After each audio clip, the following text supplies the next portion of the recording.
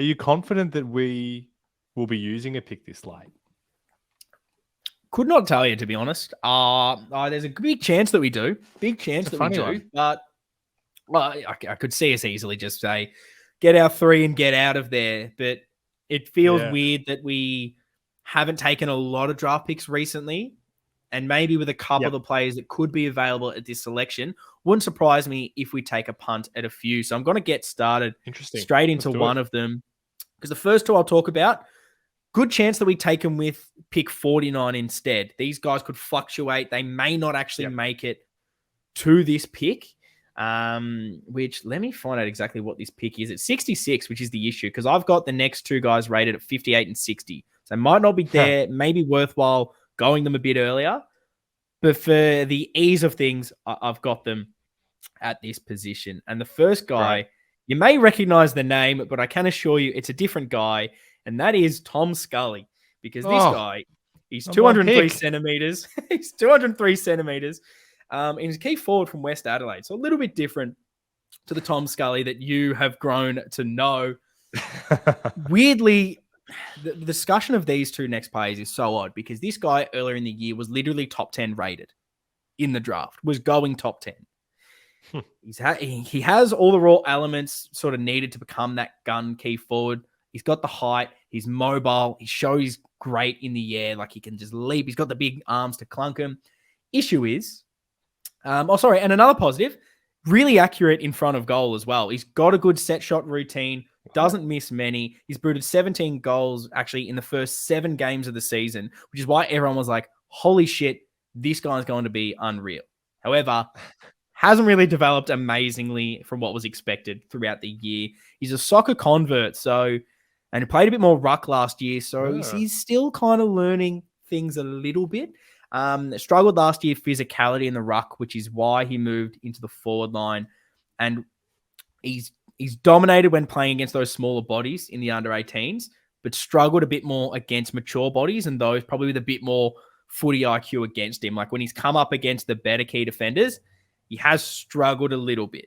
But again, there's upside just because, he's a bit skinny. He needs to put on some weight, because let me get these guys' weight up here. As I said, he's 203 centimeters. He's only 89 kilos. So he needs to put on some size, because he gets thrown around a little bit there, and he needs to get his footy smarts a little bit up there. Yeah. Because without that physicality, he needs to find out how to move his body to outmark his opponents. And sometimes he can struggle to hold them. He seems to fumble a little bit because he struggles with that physicality. But if he can work on his footy smarts, put on some size, again, those raw attributes are there. And you've seen the ability of him kicking 17 goals in 7 games. There's something there, but there's a lot that's not there, which is why he could go so late. But you just never know what this kind of guy could do. Totally. That's why we're talking picks in the 60s. But that sounds like the kind of guy that you could get pretty excited about. So it's a good one. And I think team need, like, we did the depth chart earlier in this sort of off season. It's Charlie, Harry, no one. Like, it's TDK, kind of. It's Jack Silvani. That is incredibly bare. I think we've both agreed on saying that it'd be nice for us to have another key forward there, maybe develop another one. I think later in this draft is where you could do it with him.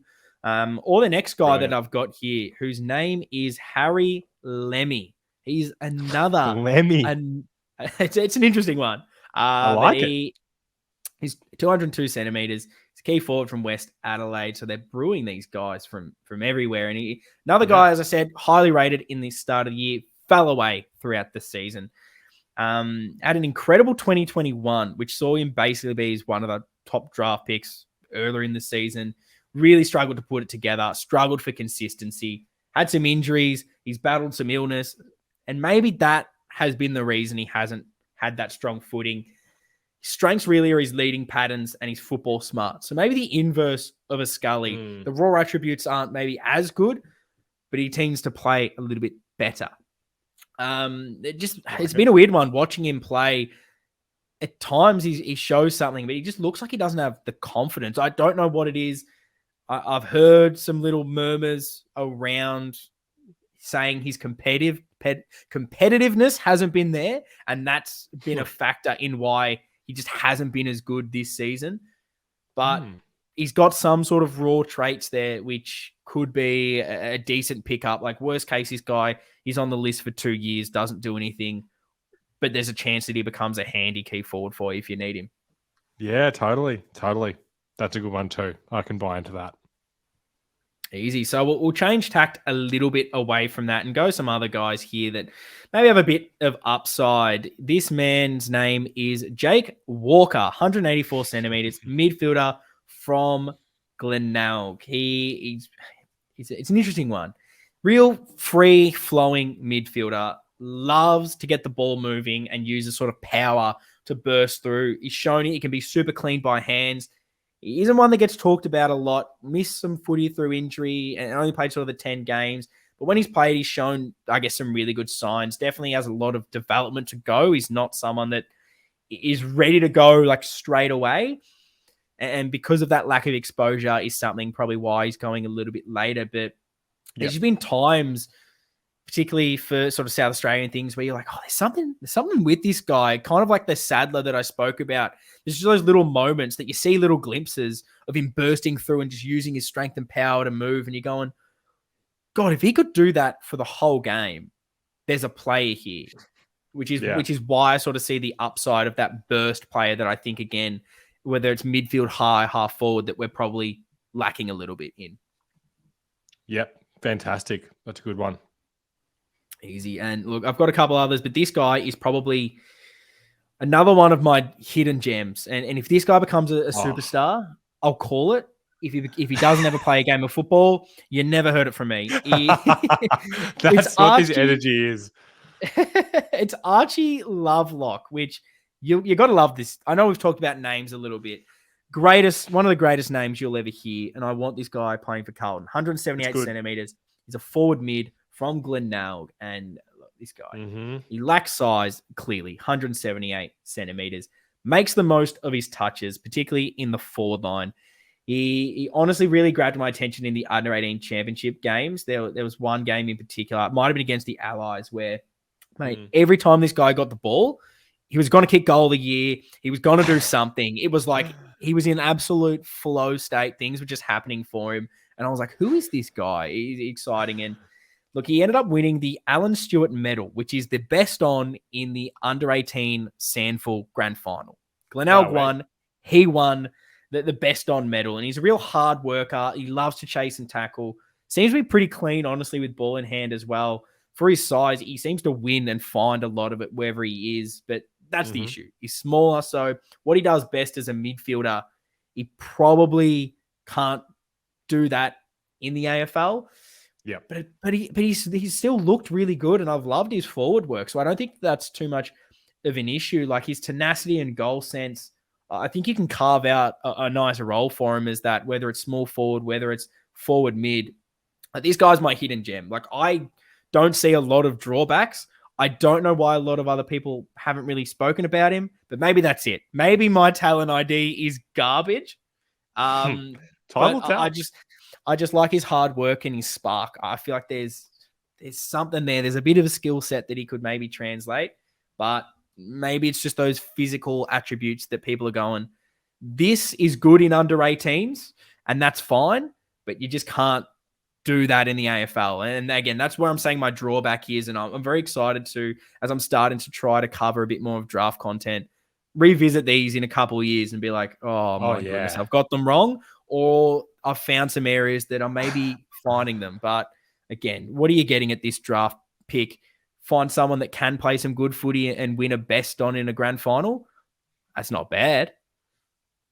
I hope the listeners did write down that timestamp and are ready to look back on this when Brownlow watch him not get drafted. Archie Lovelock. Yeah. He's not even a real player. This is a test for me. You've just made up the name. But like, honestly, like some of the guys I'm probably going to name now, there's a chance they go rookie draft or undrafted. Yep. So this may be a position where we don't take this guy now, but we take him in one of the other drafts. And another one of those is Harry Cole. Let me find his name tag here. Oh, I don't have it, but I'll put that in post. That is a future Ian We do thing have to it. do.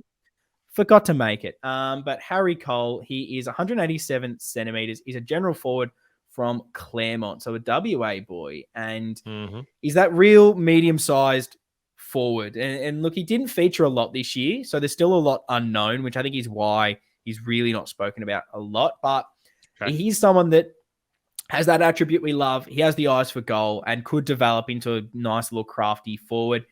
He's really good at finding space inside 50. I swear, a few games I saw for him representing WA, all of a sudden you're like, there he is. And he's got the ball in hand. And you're like, how's this guy just keep finding it inside 50? So I think that that's a really good thing for him. Tends to be a decent set shot. It's still pretty raw. And there were bright spots. Struggle to probably put that consistency together. Downside really is he is that mid-sized goal kicker, but he isn't that pacey small that tackles and crumbs.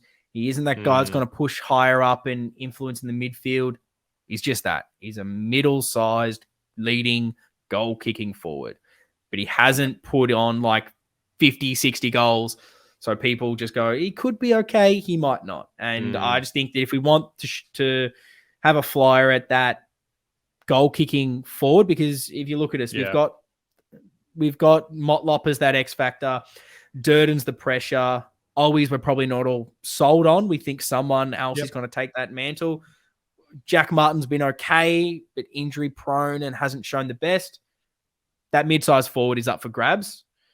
Yep. Rookie pick 60, whatever. Not a bad shout. Love it. Book it in. And then my last guy that I'll speak about in these late picks, he could genuinely go undrafted, this guy, but no, that's what we want. Is Darcy Edmonds, and this guy is 183 centimeters. He's just a winger, and this is why he's from Northern Knights. He's going to be an interesting one. Literally late round flyer, even rookie draft may not get there. But if you want a winger that is just a winger, he's going to run all day, he's going to stay wide. He's a straight up winger. He's good by foot. That's him. Like, you want your comparison, it's Lockie O'Brien. He's not going to go in and get your contested ball. He's very skinny. He's not pacey, but he just runs the wing really well. Like, he always, when I watched him play for Vic Metro, he was just always out there creating an option, whether he was used or not. And so, like, that's why I liked him as that late round wing option. If we maybe don't add another youngster there, if we go Jed Buslinger early, go some other positions, he's literally just like, he will run that all day. And as I said, he isn't blessed with pace. He isn't physical. But if you want a simple winger that won't break the bank as far as draft picks, there's your guy. He was the best one for Vic Metro throughout the whole under 18 championships. Uses the ball well. I like it. Lockie O'Brien replacement. There you go. Straight up winger. There's just no other way to put it. That's I it. love It's it. simple stuff. I love it. Simple stuff.